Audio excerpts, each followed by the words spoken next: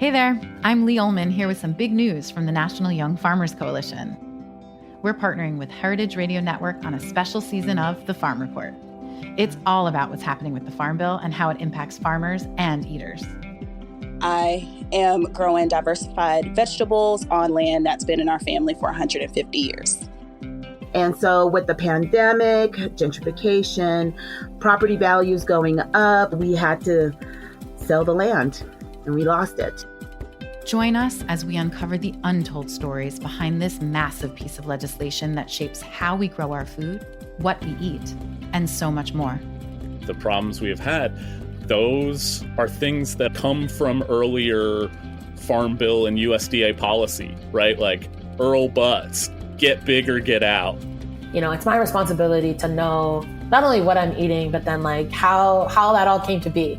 And realize like, wow, like this piece of legislation, all this money, like it's technically something that I support as a taxpayer. While Congress debates the next Farm Bill, this is not just an invitation to listen. It's a call to action. Be part of the conversation. Subscribe to the Farm Report on Heritage Radio Network, wherever you listen to podcasts. You're listening to Heritage Radio Network. Since 2009, HRN podcasts have been exploring the wide world of food, beverage, and agriculture. Learn more at heritageradionetwork.org. This episode is brought to you by Roberta's, home of Heritage Radio Network since 2009. Learn more about Roberta's at robertaspizza.com. So you don't shun the devil with your rock and roll load. Knows that country music's gonna save your soul. The devil runs his groove in them rhythm and blues that sound. It's gonna get you sun in the air. Welcome back to The Speakeasy. I'm Damon Boelte. And I'm Greg Benson. Hey, buddy. And I'm Sother Teague. No. You're not Sother Teague. You sound too happy to be Sother Teague. That's right. Poor Sother. Well, he's actually having a blast over at Bar Convent. He's running a panel right now, so he couldn't be with us, but that's okay.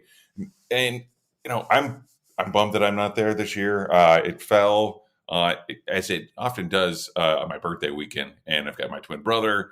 We have Twinsmas, so it's always priority to spend with my family. But when I was living in Brooklyn full time or even part time, it was always fun being there. And have you attended anything? I mean, it's closer to you nowadays that it's been held at the Industry City. The Industry City, for those who are listening who don't know, it's a really cool kind of complex of old buildings right on the water, kind of between like Red Hook and Bay Ridge-ish. I mean, yeah, it's sort of Sunset Park.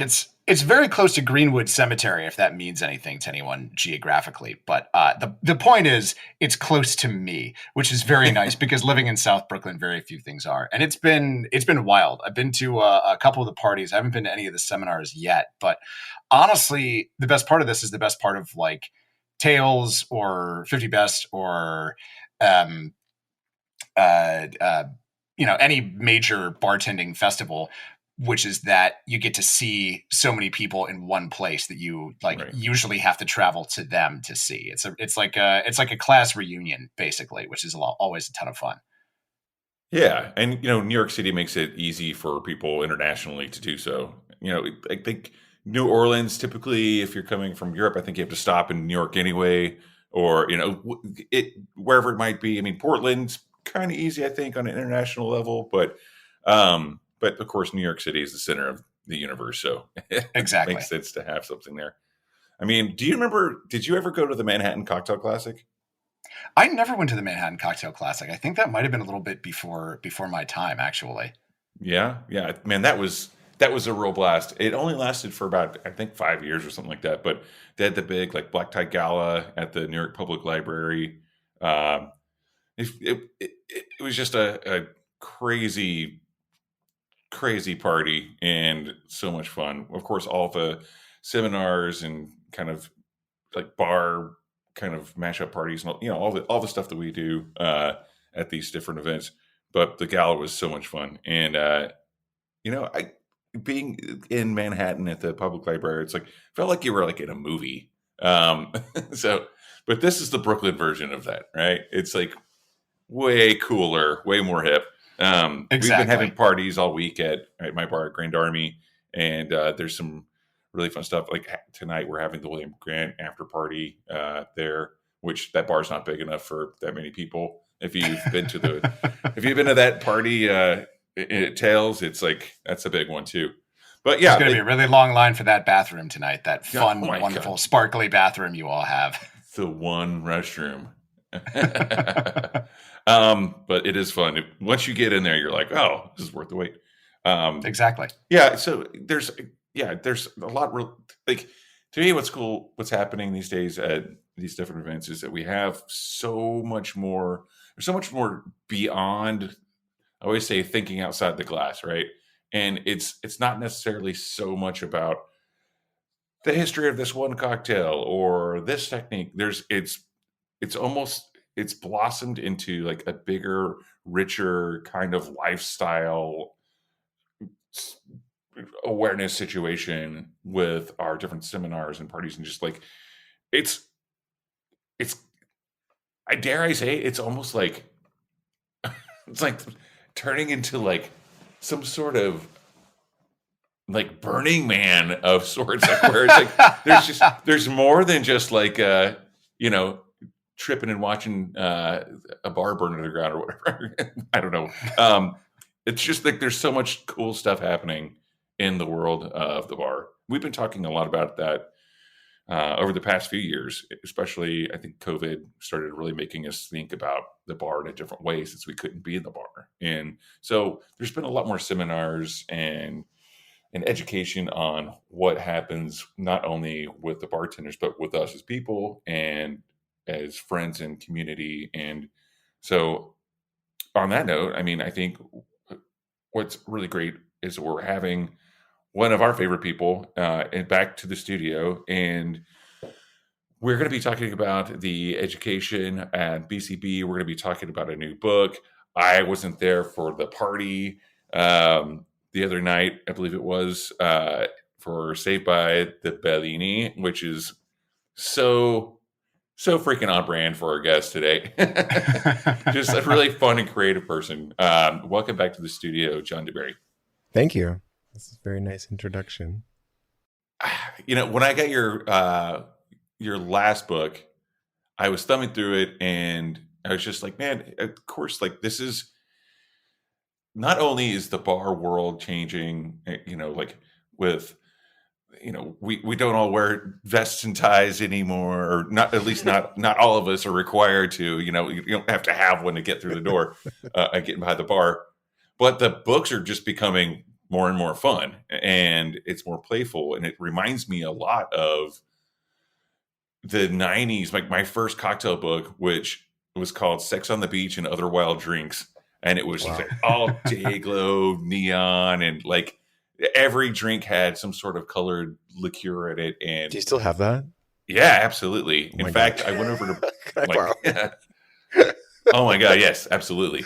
And actually, I know that we're both giant fans of Benedictine, so I actually have a vintage bottle that I found in like our equivalent of a bodega out here in California, and I wanted to send that to you.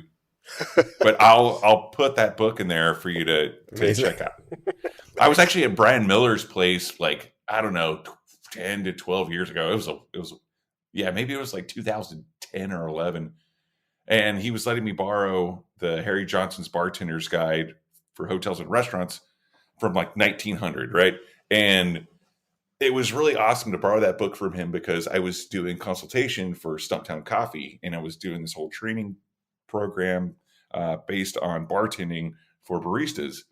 But on his shelf, his giant bookshelf of cocktail books, he had that book, and I was like, dude, I can't believe you have this. You're Brian Miller. Like, you're supposed to have like all these like Trader Vic, Don Beach kind of things, like whatever. And I was like, I can't believe you have that, but it also kind of makes sense. And he's like, you know this book? I'm like, yes, my first cocktail book.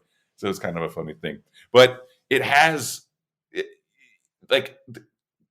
just those two books, the Harry Johnson's Bartender's Guide to Hotels and Restaurants, to Saved by the Bellini. Now, like there's just a vast difference Even just from the Harry Johnson's book to Sex on the Beach and Other Wild Drinks. And you've worked in these like I'm air quoting, like speakeasy cocktail bars in New York City, some of the most notable ones, right? And so how is that going from this kind of like stodgy, like password secret handshake world of cocktails, like, oh, you can't make this unless you have a 70-year-old bottle of Punta Mez or whatever it might be, you know, like you know what I mean? Like blowing dust off of something before you can make it. Triggering. To where this is now.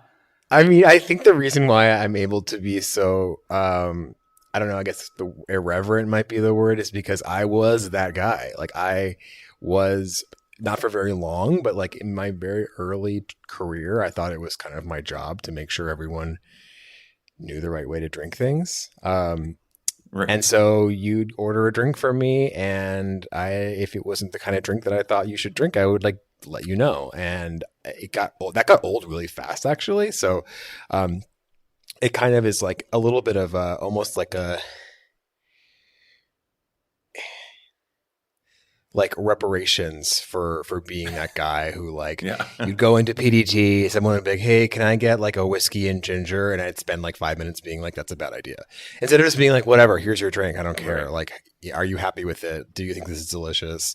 So I think that's my first book was really like a kind of like a expression of that in terms of just like, hey, look, if someone drink if what you this want is good and you know why it's good, and you have like a kind of a strong understanding of your own preferences, and you've really explored them, and you're not just thinking something's good because someone else told you it was good, then that's all that matters. Like, it doesn't matter if it's like, you know, if you're drinking soap or, you know, a 70-year bottle of Punta Mez, like it's not my problem.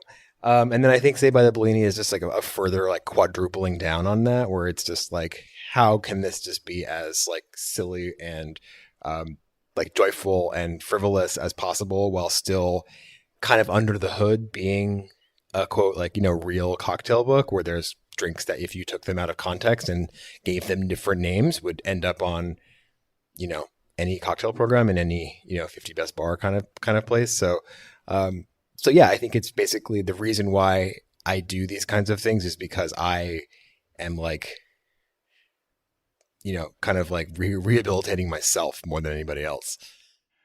Well, I want to ask you about that, because I was definitely that. I think we all, I imagine anyone who's like done cocktails is like kind of nodding along to this. Because when I was in my 20s, like the first time someone gave me control of a cocktail program when I was like 25, I was like, these are all the we are going to be like the next Death and Company. We were not the next Death and Company, nor should we have aspired to be that place at all.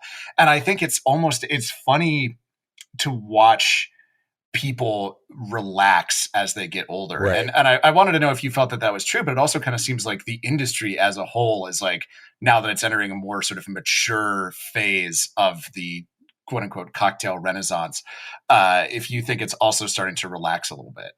I think, yeah. I mean, I think it's the relaxation has been going on for a long time. I think that it kind of started with all of like the now closed but awesome like tiki bars like Painkiller and like Lani Kai, RIP, where, you know, it there was this very, very self-conscious and very defensive attitude that a lot of bartenders, i.e. myself, had, where it was like, you know, I went to a fancy college. I was supposed to go to law school, you know, working in behind a bar was not like the life plan that I don't think that my parents had for me. So I was definitely feeling like, no, this is like a real job. Like, there's actual academic, you know, this is serious stuff, Mom. Get out of my room. Yeah. So I think if you show like the silliness of it, then you sort of undermine your own kind of confidence in whatever it is that you're doing. And I think over the course of like, you know, let's say like from like 2005, 6 to like like those 10 years afterwards, you know, where all these bars are popping up and you can go from you can get a Negroni at an airport, you know, now I think that has allowed people to kind of like relax a bit, or actually relax a lot. And so I think it is a sign of maturity, you know, that there's no one right way to be a quote real bartender. Yeah. And you don't need to be like Orson Welles. But depends on which Orson Welles we're talking about here. If we're talking about like, young Orson Welles or like latter days Orson Welles. But I love that. And one thing that I always really enjoy, because you worked at PDT for a while, and whenever I am in a situation where I'm having to like blurb about it, whether it's for like, a short little review or like just rundown of like speakeasy style bars or like classic cocktail bars in the East Village or whatever, I always like to mention that it's the home of Benton's Old Fashioned, which is like a very, a very serious, time consuming, not the sort of thing that anyone can really make at home without a huge degree of effort drink. But it's also the home of a drink you made, the Shark, which is blue. And I kind of love that. And I love how you can, within that bar program and a lot of their better known drinks, kind of chart that evolution. Yeah, I mean, I did it like I was almost like trolling Jim, and I suggested putting blue curacao in it, like as a joke, and he was like, "Okay, fine," like I think it was kind of he called my bluff on it, and then sure enough, there it is. And it's also, I mean, it's even more of a pain in the ass than the Benton's Old Fashioned. They both have fat washes, but the Benton's Old Fashioned, you just make an old fashioned out of it. The Shark, you need like 43 other ingredients in order to actually get this drink right, but. Yeah, both pains in the ass. That's one of the, but that's, I mean, like, you can kind of like, it's almost like the high watermark speech from Hunter S. Thompson. You can kind of see where like where it changed, because like PDT it is, like that bar that kind of straddled that line before anyone else of like, okay, you have to walk through a secret phone booth and like it's like a privilege to be there. And speaking of awesome bathrooms, that disco ball bathroom is so amazing. But at surface level, it definitely feels like a place where you've got to kind of be quiet and listen to old timey jazz, and like it's like almost a date. I played Mariah Carey when I was there. Yeah, I had like a secret. I had like a normal playlist that whenever Jim was in the place, I would just like switch it over. But like, right, I definitely played Mariah Carey and everything else. Not just during Christmas. Yeah. Well, but the Benton's Old Fashioned rather, and there's one that's like popcorn infused rum. Yeah, the cinema highball. There's just like yeah. So there's like. There was fun being had with these drinks that were not necessarily like tropical drinks. I mean, they're like, like the old fashioned and stuff like that. But like, I think that's why there was like the PDT book challenge. Those, I can't remember the names of those people who did it, but like they were like going through the whole PDT book. I think was it the same people who did this Savoy cocktail book challenge? Like anyway, they went through and made every cocktail in the PDT. They like put it on the blog, but. I remember reading at one of their entries, and it was like, this is actually like, this doesn't feel the same as like making something out of like a Death and Company menu or book or Milk and Honey. It's like, but this is like one of those places that is like on the level with those bars. It's like, what's different about this? It's like, oh, well, there's a bear wearing a hat. And they're sliding hot dogs through a secret door behind the bar. There's definitely some fun being had. It's like taking it seriously, but not taking yourself too seriously, which I think is the great balance. It's like Criff Dogs helped a lot because we had this like stoner mecca next to us that sort of enabled a lot of our ridiculousness. I love a Criff Dog. I will never ever go to PDT and not have a Criff Dog. No. Yeah, you can't not. It's an integral part of the experience. In fact, I think I always remember the first time I ever went there. I suspect you might have been bartending because there was Mariah Carey playing. And we also like me and my girlfriend at the time, we just like walked right in. There wasn't like a wait or anything. And I was like, wow, like this is actually like a really like fun, chill environment. And I found out later, I'm a bit of a sports guy. Basketball isn't really my thing, but I found out that night, the reason that we were able to just walk right in and get served immediately was because it was Game 7 of the Warriors and Cavaliers, which is widely regarded as one of the best games of basketball ever played. So that's why I was like, sweet, this bar is easy to get into. I don't know what everybody's talking about. Fun fact: there's actually a TV at PDG. It's just hidden behind a bunch of signs. Could have put the game on. Dang! If only past me had known. Yeah. But I want to talk a little bit about since it is BCB going on now. Speaking of fun 3-letter acronyms, you are. We discussed before the show. Your title is official seminar picker. Is that correct? Yes, that's it. That's correct. So, talk to us a little bit about the seminars that you have picked in your official capacity. Yeah, well, I don't actually. I didn't pick individual ones. I submitted. I think as a score between 1 and 5 for all of the submissions, and then the top however many based on the aggregate of I think I'm not sure how many people are on the committee, maybe around a dozen or so. And this is my second year doing it. And I think I got roped into it through Lynette Marrero, who's who everyone knows. So I probably won't go into her CV, but we've been friends for a long time. And this is my second year doing it. I think the first year there were more submissions than this year possibly, but I think this year that the submissions were kind of overall more well suited to BCB. So it was a kind of a little bit harder to be really critical.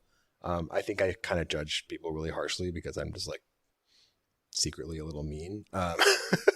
And so maybe I'm just, maybe I'm over analyzing it, but it's really cool to see. I think that a lot of what people are, there's definitely a lot of the geeky stuff, like the Dave Arnold kind of acid adjusting class that happened yesterday, and a lot of the ingredient stuff. But I think also people are starting to be a bit more focus on the kind of sustainability of living in the bar world and being both sustainability from kind of a environmental and sourcing perspective, but also just for human beings and how you actually work for longer than 3-5 years as a bartender. How do you actually make that happen? So it's cool to kind of have your finger on the pulse by getting this sort of insidery feed of people's ideas as they're sent to you.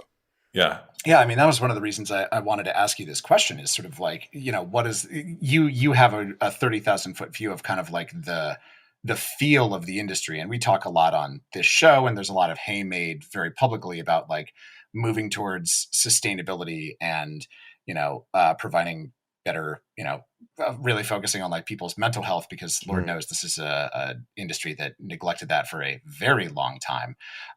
So I was kind of curious if you saw any particular trends in that direction, and specifically if there was for a while there, when you got a mental health seminar, I kind of felt mental health is good. Have you tried getting 8 hours of sleep? Have you tried yoga? And I was yes, and I'm still stressed out and drinking too much. What's your next move? So I was wondering sort of if what was happening in those arenas, and if you saw any particular trends happening this year. I think, this is probably broader than just BCB, but I think that people are starting to kind of run into the kind of the practical limitations of all of these things that sound nice with the reality of living, of working in an industry where you can't do a bartending job remotely. And so how do you actually, not yet, but how do you prioritize things like sleep and work? And how do you find a therapist has your hours? How do you find health insurance for your staff? How do you implement, tip-free models if that's what you want to do? But I think also a lot of, and I think it did see some of this in the BCB submissions, but how do you take your career from, kind of quote, just being a bartender, 4 nights a week or whatever, and how does that turn into a long-term career? Because I think that's, some people I think love bartending, and they will bartend until they fall over and die behind the bar in a 50-year career. But some people, it's definitely the entry point into a larger world, and how to actually parlay your expertise, and how to keep your head in the game kind of on a long-term basis, because that's speaking from experience. I liked bartending, but I didn't want to do it forever. And so it's just, it takes a lot of skill and luck and hard work and, built-in advantages, of course, to get to a point where you can still be a bartender and not. I haven't been behind the bar for I don't even remember like the last time I actually had like a shift. So it's possible, and I think people are starting to kind of learn how to build those channels like as an industry. Yep, it's the big question, right? Or the big series of questions. I mean, there's so much talent out there these days, and not everyone can be like, Dale DeGroff or Julie Reiner. Like it's right. So that's the thing I worry about is like, especially for people who are getting into it, like a little bit. I don't want to say late in the game, but like a little bit like more recent enthusiasts who are getting into the bar world that actually are seeing it in a much better state than it was when we started. There's actual like health benefits in quite a few places. And, I think another thing is that just not being open till 4 a.m. is a pretty good idea for your mental health. Like Grand Army has a 4 o'clock liquor license, but guess what? We are never open till 4 o'clock. We are barely open till 1 or 2 at the latest. And it keeps the staff. That's one thing that keeps a healthy staff. Yeah. Of course, they all go out after the shift and go to another bar that is open. but then they're only out until like 3 or 4 and not, sunrise. 7. That's a exactly. Crucial difference. Yeah. Of course, then you miss the McDonald's breakfast as the end of the night thing. But anyway, we digress. We digress. That's Oh man, when we had Prime Meats, when we first opened Prime Meats, we were open from 7 a.m. to 2 a.m. And it was the full menu the whole time. You could go in and order Côte de Boeuf by the ounce at 7 a.m. in a Manhattan. And there were so many bartenders who would show up and like after their shifts and order like these, like I'm talking like 120 ounce steaks and like old fashions and stuff. And I was like, man, that's cool. Like once or twice in your life to say you did it, but that's not sustainable. Yeah, the 22-year-old in me is like, that sounds rad, and the 34-year-old that I'm actually am is like, Jesus Christ, no, that would destroy my entire week. And now the 40-year-old in me is like, wow, 7 a.m. dinner, breakfast sounds kind of cool because I'm already up by like 5:30 anyway. So. Exactly. Maybe not a steak in a Manhattan, but like definitely a 7 a.m. breakfast sounds good. Steak in a Manhattan and a black coffee, just to get your day started. Right. Yeah, just to make sure it sounds breakfasty. Like the coffee before the steak. Yeah. Well, John, I definitely want to talk to you a little bit more about the Restaurant Workers Community Foundation and, of course, get into your book a little bit. But before we do that, we should probably take a quick break and hear from our sponsors. So we'll be right back with John DeBerry here on The Speakeasy on Heritage Radio Network. Stay tuned.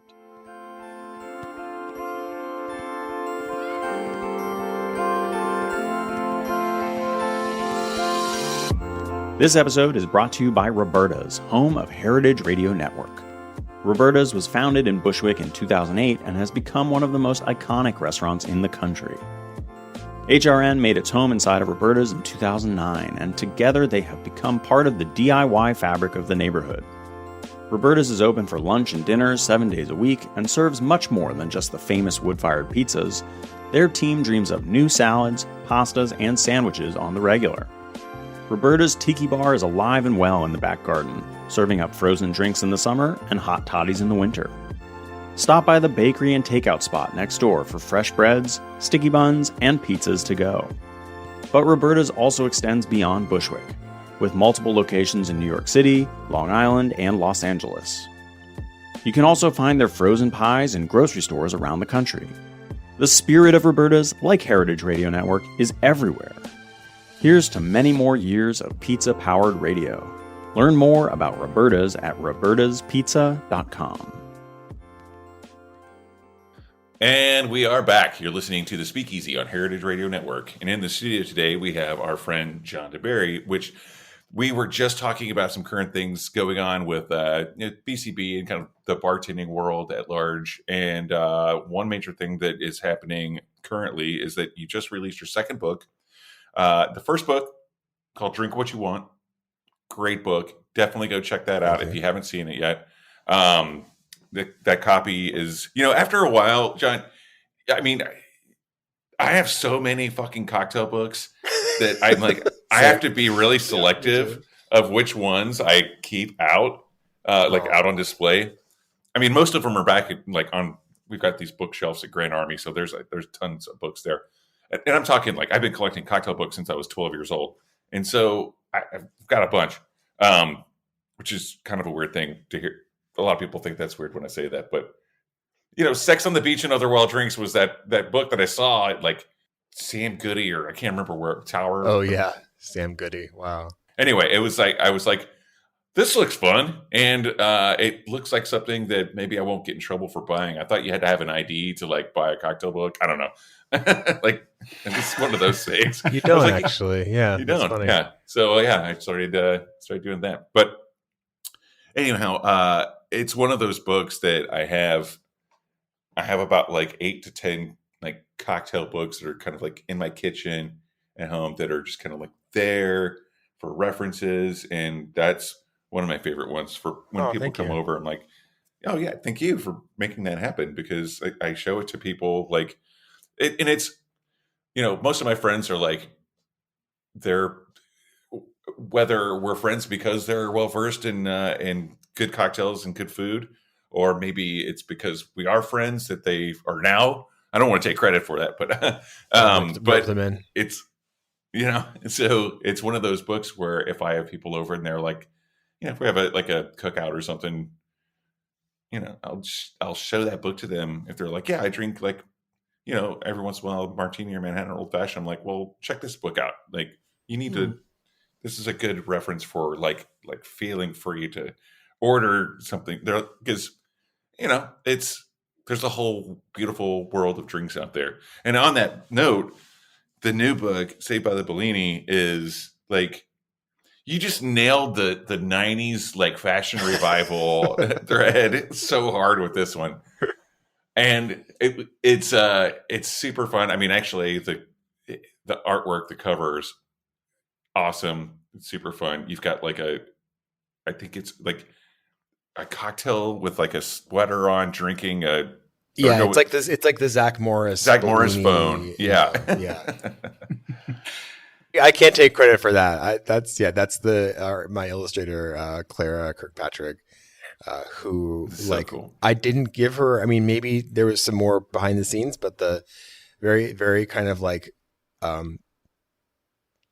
surface sort of art direction from me at least, and she just ran with it and made all the little anthropomorphized drinks that you can see everywhere. So I love drinks with arms. Who knew? Yeah, exactly. Drinks with arms. But yeah, it looks like a Cosmo wearing a leather jacket with a Zach Morris phone. Yeah. It's so good. So good. So yeah, I mean, was this just tell us about the inspiration for this book? Well, it's funny because I love hearing you say that someone like you loves Drink What You Want, because when it first came out, I was really nervous that people such as yourself would find it very kind of blasphemous and sort of heretical, that I sort of set out to make I was what's the opposite of liquid intelligence? How can I make Dave Arnold as mad as possible? And so I was a little nervous actually that these kind of demystifying things and kind of un-gatekeeping a lot of the things that I personally was responsible for gatekeeping would kind of land a bit sort of a little bit almost a little disrespectful from bartenders and it actually did not happen, because I'm insane and I just imagine the worst possible scenario for everything. But I think that the kind of breath of relief that I had after that book came out and it was received very positively by my peers, who I was nervous about their what they would think about it. I think that kind of was let me really feel okay, now I can really do what I want, because I've sort of made this kind of level of credibility for myself where I can talk about serious bartending things, but still be ridiculous and be also very personal and autobiographical. And very kind of very voicey with it. And so I wanted to do another book. I wanted to do something that wasn't just like another cocktail book. So I was just rattling off, kind of ideas. And then,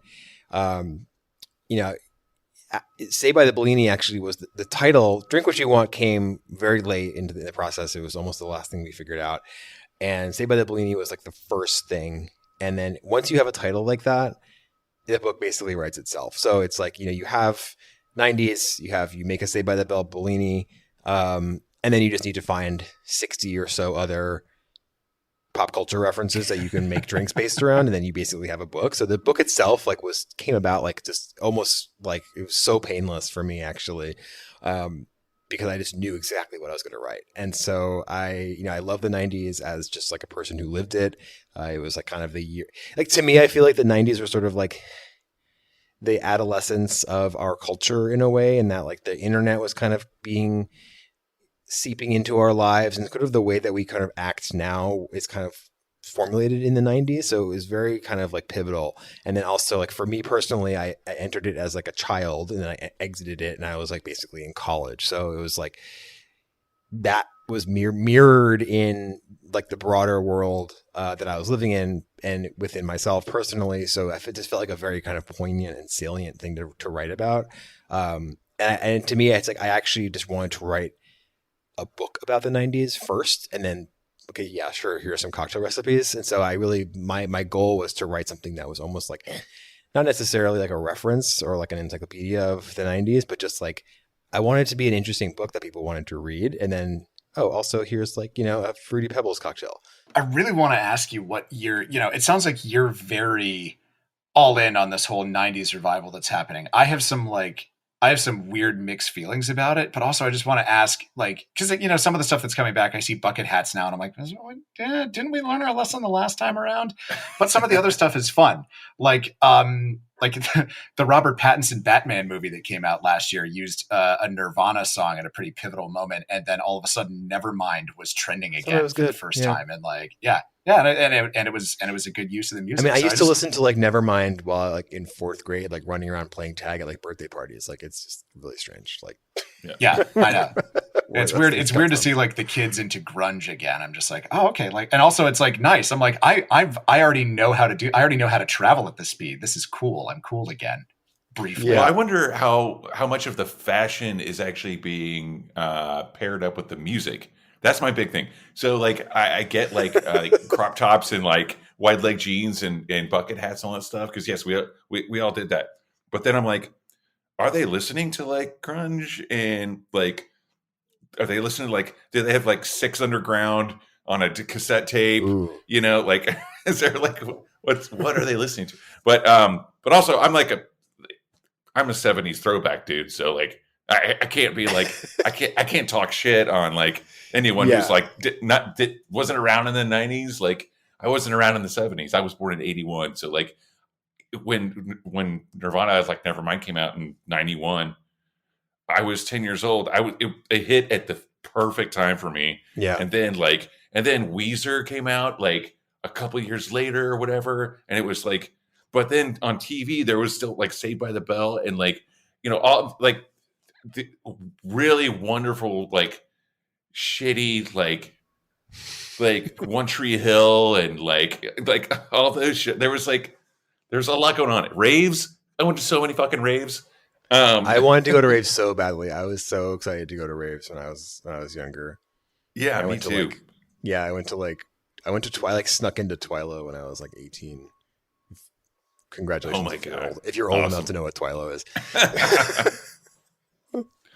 I'm here for that. I don't know. I feel like the revival is happening in a kind of a fragmented way. And I think that like actually a lot of what people think about is like kind of 90s is actually a bit more like a cuspy Y2K 2002 aesthetic in terms of like fashion right now. You see this sort of like the low rise jeans and this kind of like, very kind of like late 90s, early 2000s aesthetic. But then you're right. The music, I don't know where music is right now these days. It's just sort of everything like genre and trend is just completely broken. I feel like, because there's just so much out there, and there's not like 4 radio stations. So it's just like, you can kind of pick your own thing. And I think now, I feel like doing a cocktail book about like the 2020s is like, or even like the 2010s is like, everything is kind of like distinct decades. I feel like the 90s might have been one of the last ones.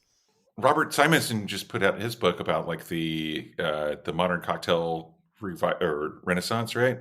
And it really just covers from like 2000 to 2015, that era. And so, I mean, I think there's going to be, like when he was on the show last time, I guess it was a couple of months ago or something like that. Time, it doesn't make sense to me anymore. But yeah, same. He was like, I wonder if like in 20 years people will be writing about the 2020s cocktail movement, and I don't know if there will be one, or if we're in it now, we just don't realize it and it's happening, and then we'll look back and be like, oh, there was definitely something happening there. There is. And a big part of that, I would say, is like we finally broke into TV, like the medium of television, in a way that actually is, stuck in top 10 on Netflix. Like it's like we're trying to do that for a long time, but it never really stuck. We really couldn't figure out the format, but then it became. Someone finally figured it out, but it's one of those things. Well, we're getting a little off topic, but let's take it back to the 90s. So, the funny thing about writing a book, the reason why I haven't finished one yet is because, like you said, a very important thing that you said is like, you didn't want to just write another cocktail book, and just another collection of recipes. It has to have a story and a through line and a theme, and pretty much most publishers these days, that's all they want is like 100 recipes. And if you can't do 100 recipes with descriptions, it's kind of like not marketable, right? So the fact that you found something like this that is, first of all, fun, and no one's done it before, unless it was done, during the 90s, which, but during the 90s, people were writing about drinks from the 70s. So, it's kind of one of those things where I'm just glad it's out. And I can't wait to get further into it. Like I know that like there are all these like, I guess what I'm getting at is I like having fun. I don't know. Call me crazy, but I like fun cocktails. Ironic, considering we work in this industry. Yeah, I mean, we're supposed to be having fun. We're not supposed to take it too seriously. Right. But like, there was like one night around like 3:00 in the morning where like we're at the bar, I'm behind the bar, and then someone's like, "Ooh, Manhattans are like they're too strong," and I'm like, "Yeah." So I mixed up a Manhattan, and I was like, I poured a little bit for them, and I was like, try this, and they were like, yeah, it's still too strong. And it was like with Rittenhouse, so I poured the rest to a glass and took it down by myself, like as a shot, and I was like, you know what, this has gotten to a dark period. We need to like brighten up and lighten up a little bit and like make this a little bit more fun and bright, not so like this just straight up depressing and brooding. Like, we need more drink what you want and Saved by the Bellinis in the world. Thank you. Yeah, I agree. What do you think, Greg?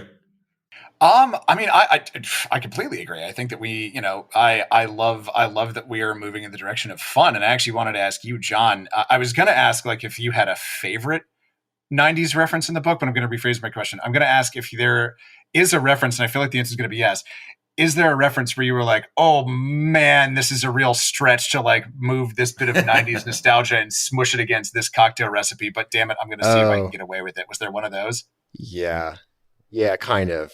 I mean, the thing is, if you have a long enough head note for your recipe, you can get away with anything because you just have enough time to just jump through a lot of intellectual hoops to get to where you need to be, where you're like, yes, like lemon juice is boy bands, like you can do anything. But for me, I think that the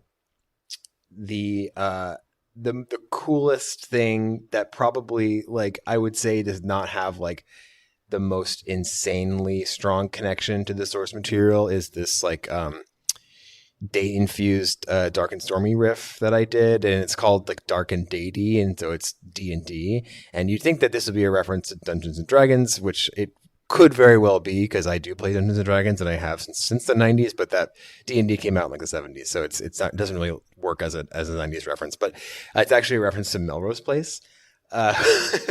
Which I loved, as somehow I was able to watch that as a kid, even though it was, I don't know, very adult for me. And it had one of the first kind of normal depictions of a gay person on TV that I was aware of. And there's also what I was not aware of at the time, and I actually didn't become aware of it until pretty recently, was that there is this very kind of clandestine art project where these like this group of artists led by this guy Mel Chin, who I actually had. I have I don't know if it'll be out by the time this comes out, but I have a companion podcast that I'm working on with HRN, and I interviewed the guy who did this, and it was the most interesting interview I've ever done in my whole life. And what he did is he and a group of artists got together and made very kind of like sort of like twisted and like referential art pieces, and like they tracked down the production designer of Melrose Place and got them to put these like subversive pieces of art into the sets. And there were these references to like, it was like the Oklahoma City bombing, but instead of like the actual explosion, it was like a whiskey bottle in like cut out in the building. And it was like history of alcohol, history of this racism. It's all like reproductive health references. They made this blanket that had the molecular symbol for RU-486, and like in the scene, like the actress is talking about like getting an abortion. And so it was this very, very, very Easter eggy kind of thing that like was not talked about at the time. Like there was no YouTube explainers, going through like episode 12 of Melrose Place season 16, wow, explaining everything you missed. And it was just there, and it just sort of stood for itself.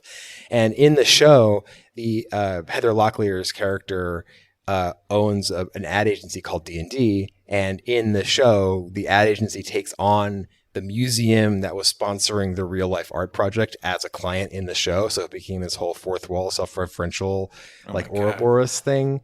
And so that's such a cool story, but that has nothing to do with cocktails. I mean, it kind of does because there's some alcohol references in there, but like, yeah, it's just a dark and stormy that I'm just smushing together with this really cool story about Melrose Place. And it just works because the story is so cool. But yeah, like some are more stretches than others. That is such a high level of detail that I never, ever would have ascribed to Melrose Place. Ever. Right? That's insane. It's so cool. Yeah. Yeah, I love it. Yeah. It felt very internet-y and very 2010s, it felt very now, but it was done at a time when it was just like the kind of infrastructure for the society to like kind of process it was just not there. Yeah, you have to imagine they were probably just like, no one's going to, it's like that drink that like, you're like, well, this will probably please exactly 3 people that order it, but I love it. So fuck it. I'm doing it for me. Like that was probably, they're like, if no one gets this but us, we'll still be happy about it. Right. I love that. I think that's awesome. It's like the Zwack cocktail you put on the menu. Right.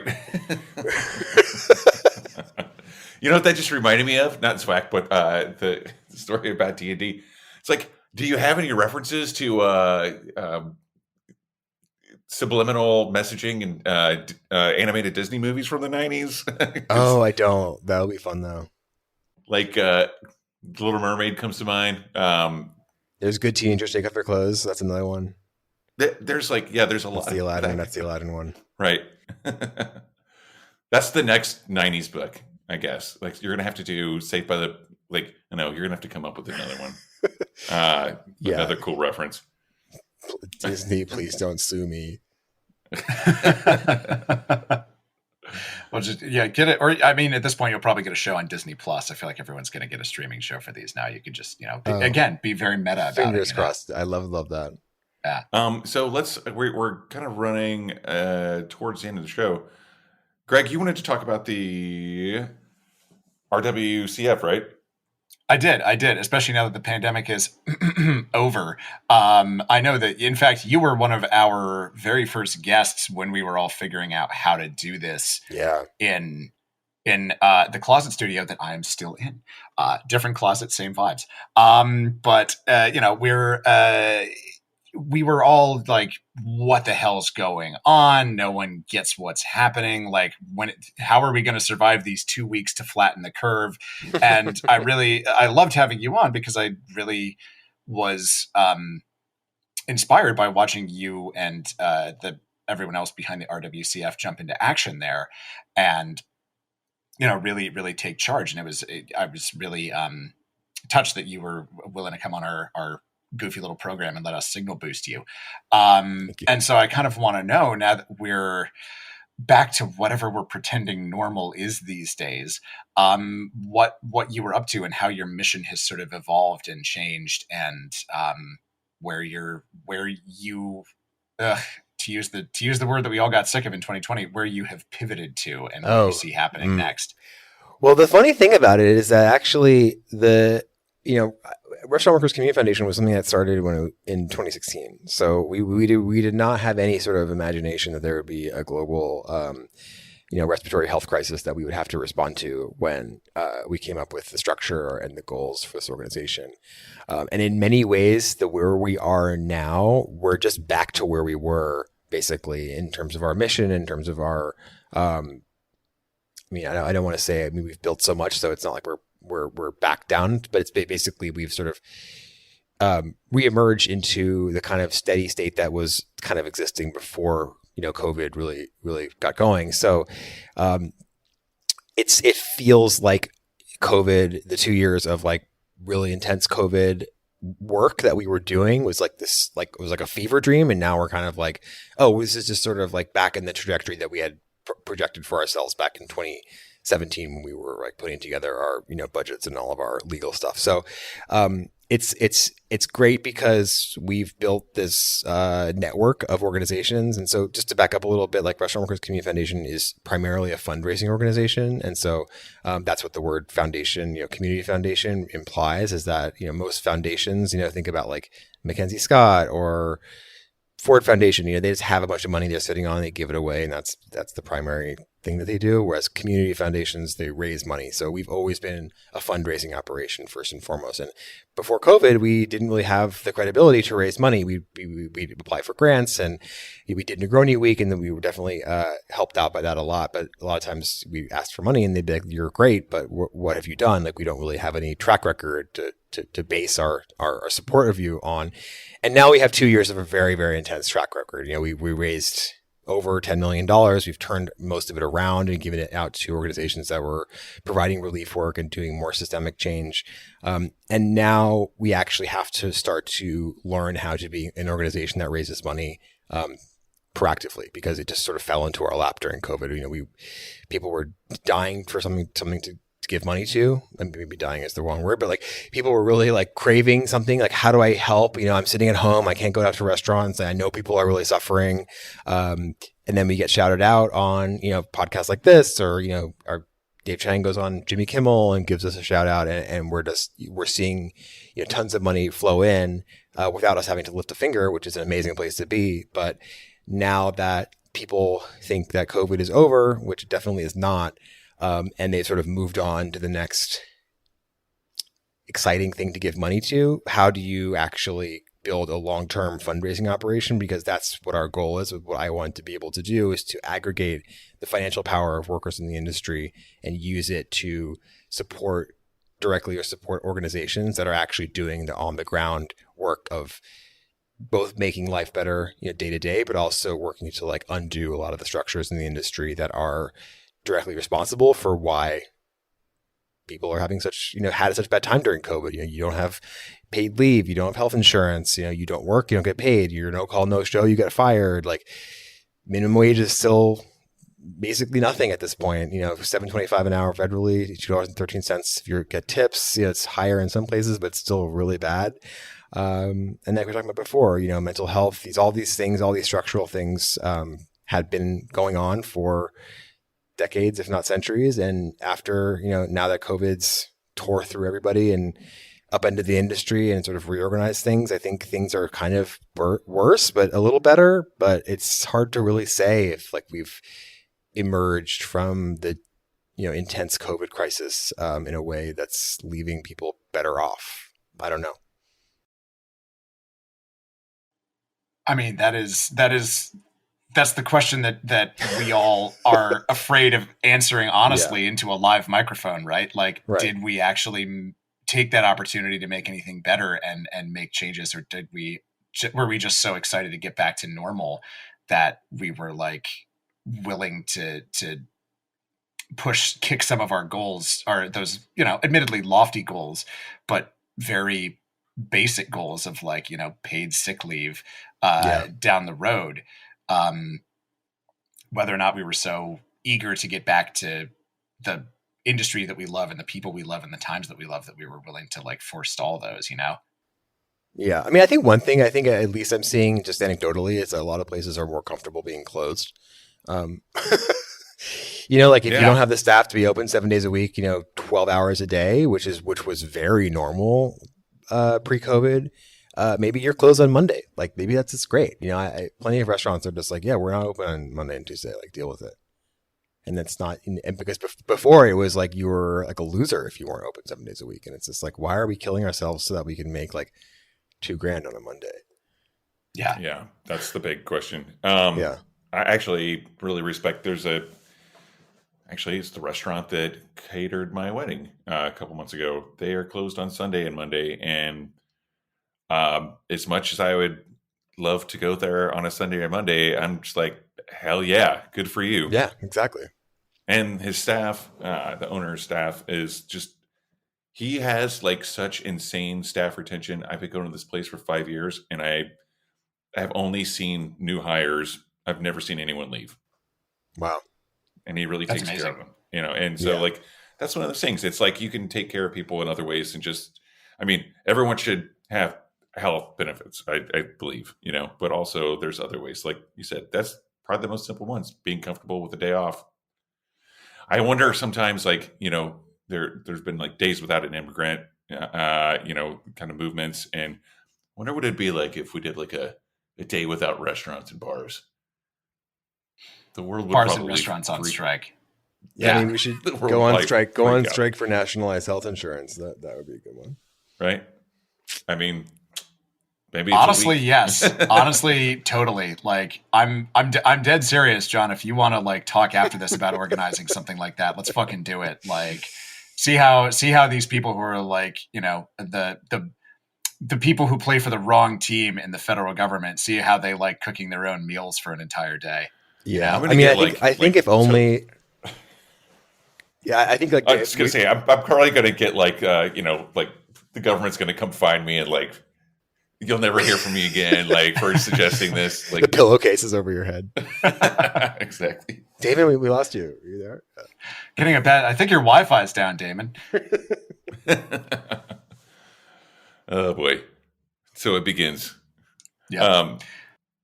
Well, John, this is like, it's great talking with you about this stuff. I know you're very passionate about not only the cocktails and the fun of them and the industry, but like, you're very passionate about taking care of the people in it. I think that's one of the most important things for us, is to figure out how to, because no one else is figuring it out for us, right? So we've got to figure out how to do it on our own collectively. Yeah. And I really, as one of those people who's been in the industry for a long time, I really appreciate people like you who are making moves to move things forward. So thank you for that. Yeah. You can find more information at www.restaurantworkerscf.org. So that's Community right. Foundation. And there's actually some really good information on there. Ways to like donate. There's some great videos and just cool resources. And there's a way to get involved on that website as well. So go check it out. And also, man, I'm just like really proud of you for writing these 2 books. Oh, thank you. They're so awesome. What a great contribution to the cocktail book world. Thank you. So much fun. And I know that you're busy with BCB right now, so you're going to be running around. So anyone who's out there, definitely, if you can, if you get a chance to, say hi to John DeBerry. I'm sure he would love to hear from you. But he's also very busy, so don't hold them up for too long. But John, thank you again for being on the show. It's always a pleasure. Can you plug your companion show for us? Yeah. I think it's going to be called Saved by the Bellini, the podcast, and it's going to be on Heritage Radio Network. Hopefully very soon. I've done all the recordings. I just need to record some other stuff and put it all together in a way that looks nice, and then we're good to go. So hopefully you should be able to check it out very soon. Awesome. Well, cool. Well, again, thanks for being on the show today. It's a real pleasure to have you always. Greg, you got anything else for us? Nah, man. Just next week, we got Mandy Naglich coming on the show. She's a really good friend of mine, and she's going to be talking about her new book, How to Taste, which I got a advance copy of. And it's very fun going through just the science of tasting, how we taste things, why we taste things. There's an experiment in there that I actually was a guinea pig for, involving brownies and Grey Poupon mustard. So it's going to be a fun show. So that's coming on next week. So stick around. That strangely sounds pretty good to me. It really was. But I'm not going to, but you're going to have to wait to hear it from me and her next week. Okay. Gotcha. No spoilers. Well, I will bring brownies and Grey Poupon to the studio next week and be ready for this. We can do a live tasting. Well, cool. I'm looking forward to that. All right. Well, that's it for the Speakeasy this week. Check out Heritage Radio Network for many more programs like this one, including Saved by the Bellini podcast. And till next week, cheers. Cheers, everybody. So you don't shun the devil with your rock. The Speakeasy is powered by Simplecast. Thanks for listening to Heritage Radio Network, food and drink radio supported by you. Keep in touch at heritageradionetwork.org/subscribe.